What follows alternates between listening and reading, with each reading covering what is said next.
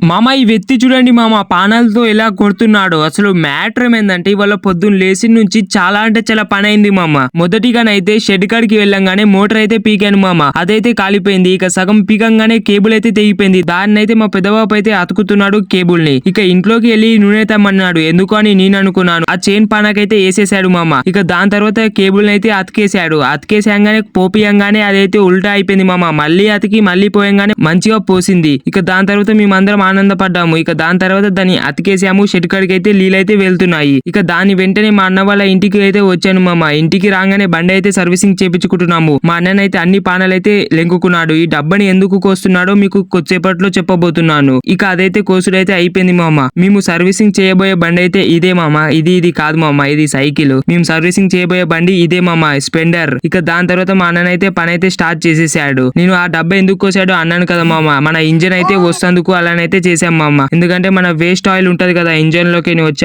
Oil waste అయితే కింద పడతాయని ఆ డబ్బాని అయితే కోసాము. అందులో అయితే ఆయిల్ అయితే పడుతుంది మామ.